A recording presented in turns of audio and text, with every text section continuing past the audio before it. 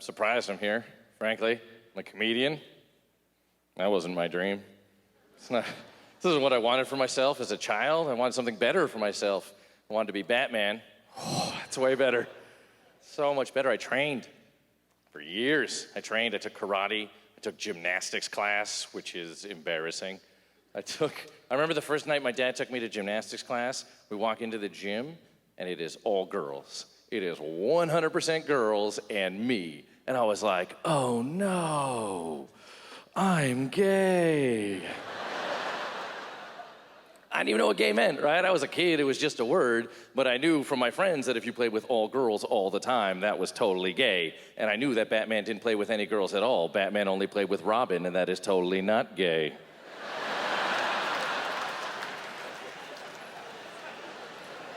Knowledge. But I needed those skills, those fighting skills, fight my brother.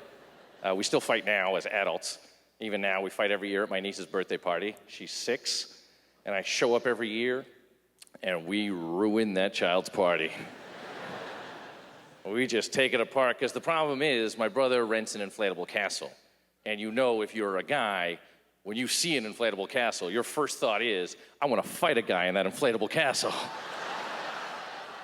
And we're in there, we're fighting for a while. My brother calls time out, right? He's out of breath, he's breathing hard. He's just like, oh, just give me a second.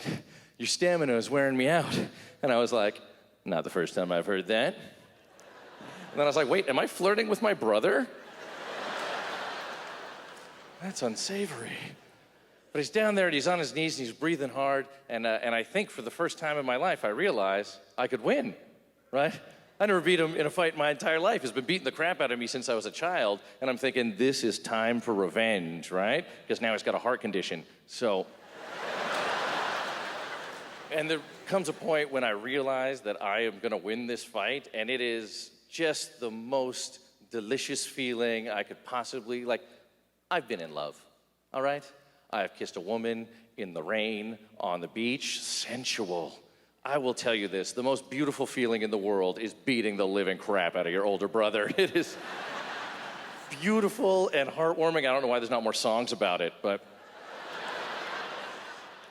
And I'm just feeding him, right? Even when he fell on the ground, I'm just punching him in the face. I'm so full of joy.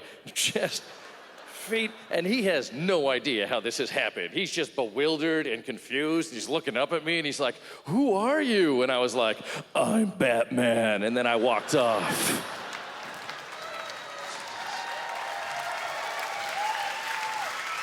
And I was so proud of myself. Coming out of that castle. And my dad's a very emotionally reticent guy. I'm like, Dad, you see that? I was so mad if I beat him. But I was like, nah, I think he got you on points. And I was like, you prick, are you serious? You can't give me this beautiful victory I just earned? My dad's such a tight guy. Here's a quick impression for you. Here is my entire life. Here's my father expressing pride towards his sons. Watch for this, it's very subtle. Yeah.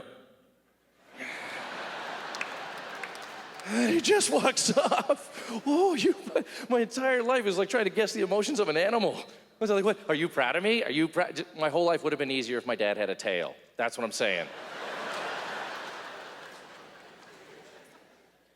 My dad caught me having sex once. It was right at the end of high school. I'd gone away for a month to visit my grandparents, which I always did. And I come home and I want to get reacquainted with my girlfriend, right? So she and I are in the basement getting reacquainted, and my dad comes in, and usually when my dad walks in the house, he would take his keys out of his pocket and throw them down beside the front door, right? And I'd always hear it, like a 2-minute warning, right? Which is totally enough time. And then he would go upstairs and change out of his work clothes and then come downstairs and say hi, but I was out of town, so he's all excited to see me. So he comes in and he throws down his keys, and I was like, cool, I got 2 minutes.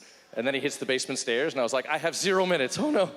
My God. And 8 stairs does not take very long at all, but my whole sense of time is just stretched out and elongated. I'm looking around, I'm like, we need a blanket.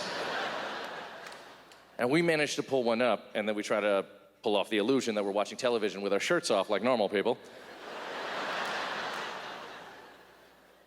And my dad walks in the room and just, bless his heart, just takes way too long to realize what he has walked in on.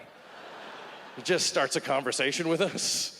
He's just like, hey, how was the flight? Everything was good? And I'm smooth under pressure, so I was like, I didn't know, we're not even, we're just watching the Fresh Prince of Bel-Air. Why would you? And he's going on, he's like, hey, did you talk to your Uncle Rex? Everything's good with your Uncle Rex? And I have no idea how to make him stop, right? He's just blathering on like 2.5, 3 minutes of just inane banter, and I don't know how to make him stop, but I do get the satisfaction of seeing it register on his face when he realizes what he's walked in on. 'Cause he's like, hey, did you talk to your grandma about... Yeah. All right, you guys were a lot of fun, Montreal. Thank you very much.